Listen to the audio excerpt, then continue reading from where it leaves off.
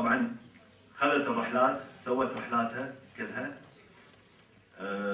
عبرت، راحت من مطار كامبريدج الى مطار باريس بروحها وردت، ولما رجعت سووا لها احتفاليه بالمطار نفسه، مطار كامبريدج، احتفلوا فيها ان هي اول كويتيه تحصل على، او اول خليجيه تحصل على لايسن الطيران.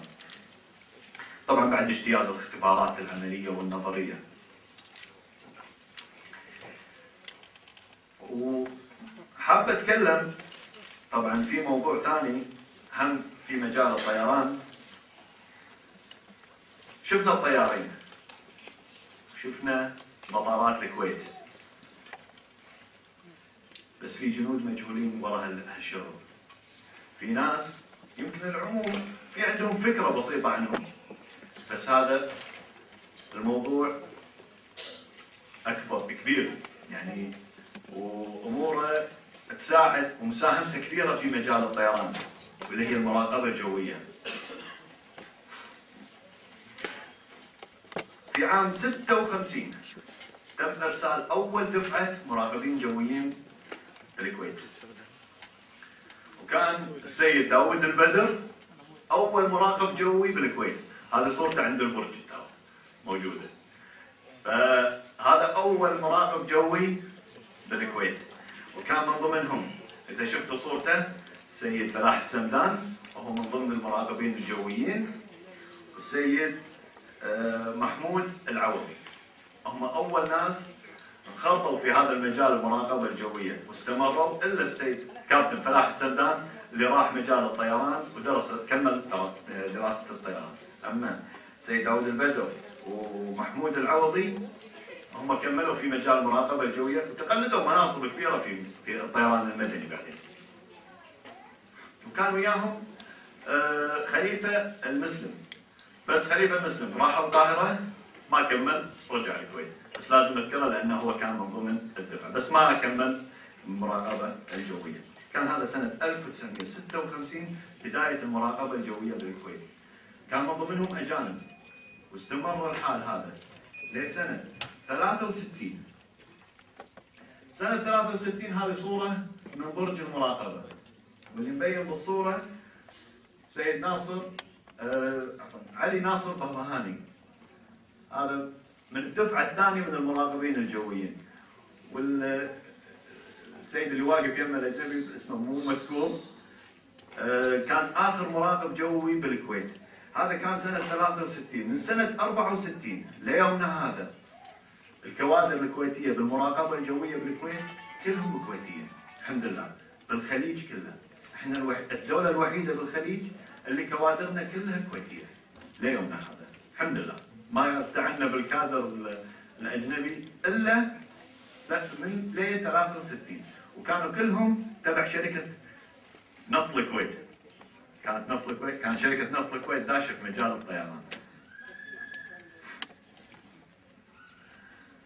طبعا بعد ما خلصنا كل هالأمور هذه، في الشباب الكويتي عندهم هوايات صناعة الطيران.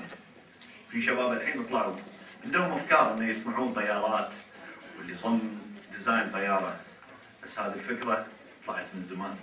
في ناس من زمان بالكويت صنعوا طيارات وسووا طيارات. أولهم أول طيارة اللي تشوفونها، هذه أول طيارة كويتي صنعها، وكان اللي صنعها هو السيد أحمد يوسف بدو سنة 1976. صنع أول طيارة هاي اللي تشوفونها، وكلفتها تقريبا 4000 دينار ذيك الهزة. كان يسافر بين بريطانيا والكويت ويجمع القطع عشان يسوي هالطيارة هذه وطار فيها. بعدها سنة 69 بنى هالطيارة هذه سنة 69. سنة 76 وسنة 77 بالتحديد تبناه الشيخ سعد العبد الله يرحمه، كان حزتها ولي العهد. تبناه ودزه امريكا عشان يدرس هندسه طيران، وانضم حق الاسطول الكويتيه، مؤسسه الخطوط الجويه الكويتيه كمهندس طيران. بعد ما سوى هالطياره صار مهندس، بس راح درس وكمل ورجع كمهندس. في عندنا الشخص الثاني او الهاوي او الشاب الكويتي من زمان كان شاب، الحين ريال كبير، احنا ذاكرين اذا موجود ولا حي، اذا حي الله يطول عمره، واذا متوفي الله يرحمه. هو السيد صالح البلام من عيال فيليجة. هو ثاني شخص بالكويت صنع 3 طيارات. اول طياره سماها ايكاروس سنه 72 عفوا، وصنع طياره ثانيه سماها فيليجة سنه 74، وصنع طياره ثالثه سنه 82. وكل 3 طيارات طار فيهم فيليجة، واحده منهم كان يسويها انها تنزل بالماء، فصنع 3 طيارات. فكان هذا تاريخ، جزء من تاريخ الطيران بالكويت، وهذا اللي قدرت اجمع لكم اليوم. مجال تاريخ الطيران بالكويت كبير، واللي حابين نتكلم فيه ما تكفي انه يوم واحد ولا يومين، لان ناس وايد مبدعين ومن ناس وايد ما قدرت اذكرها لكم ساهموا في انجاز الطيران بالكويت وتاريخ الطيران بالكويت الى هذا الحد. اشكركم واتمنى انكم استفدتوا من هالمعلومات عن تاريخ الطيران بالكويت، ويعطيكم الف عافيه.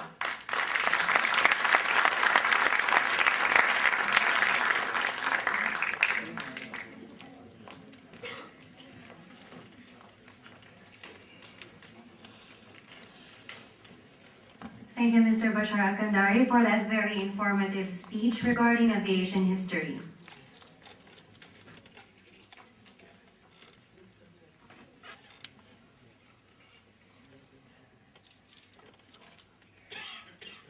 Can you just give me a minute, okay?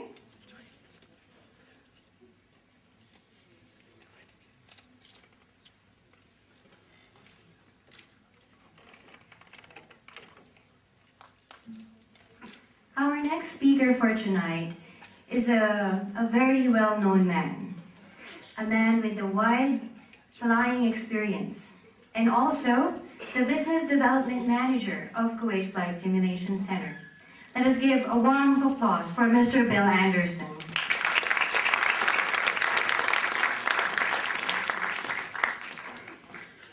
Thank you, Madonna, for that introduction, and Bashar, what a wonderful overview of the history of aviation in Kuwait.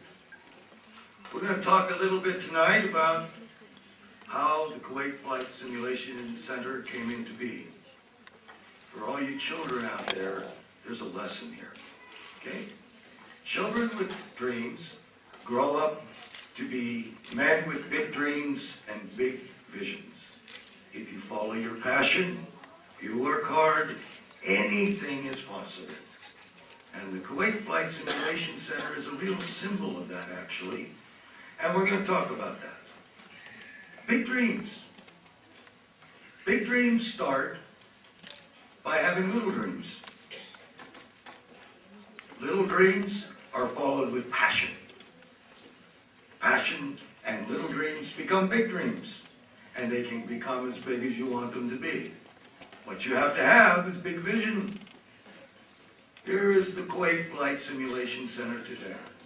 In a short 6 months, it became a reality.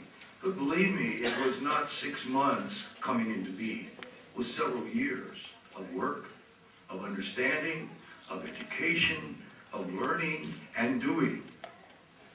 But the Kuwait Flight Simulation Center is the largest flight simulation center in the world.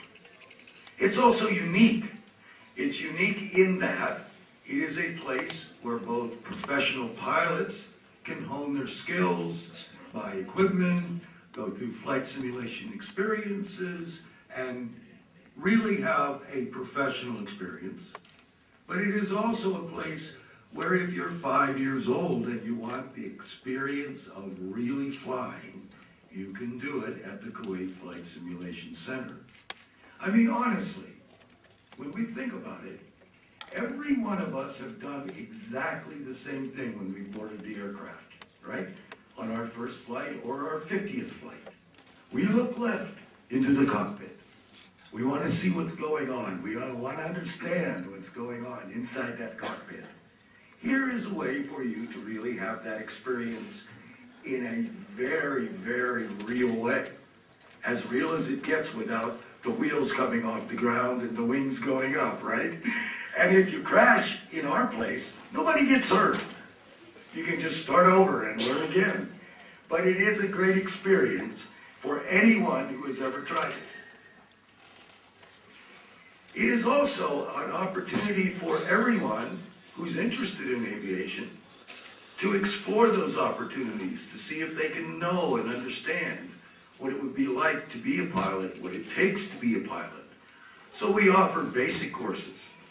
And those courses include a basic package of ground school, learning what all the communications, navigation, all of that, as well as very full packages where you can really go all the way and learn everything that practically you can learn in a certified ground school as a professional pilot, or a private pilot for sure.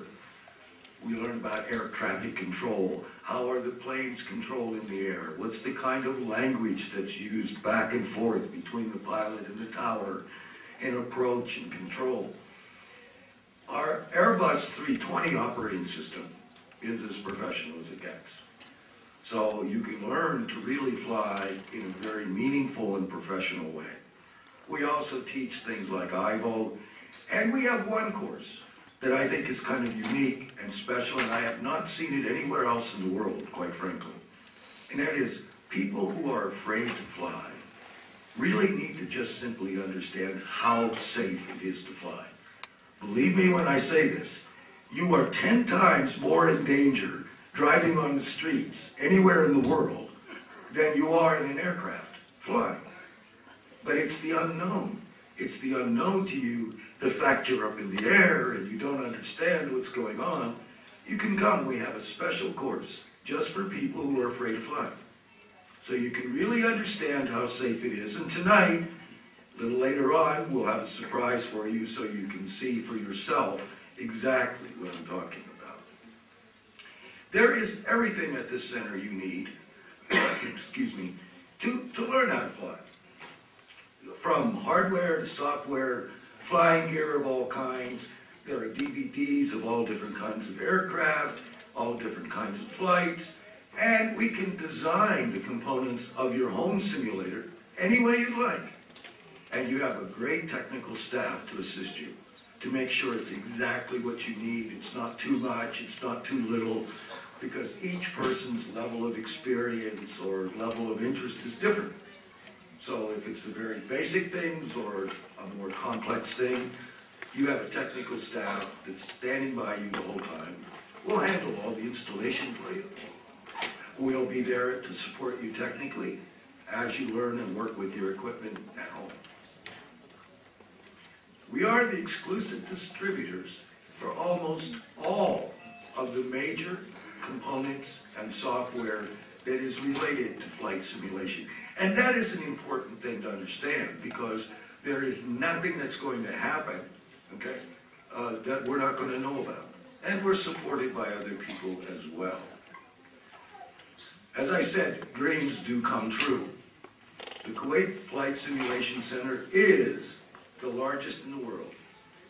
In short 6 months, just imagine this now, in a short 6 months, we have been featured in every major flight simulation magazine in the world in 6 months. Anybody would look at that and say, that's a marketing miracle, isn't it? No, it isn't a marketing miracle.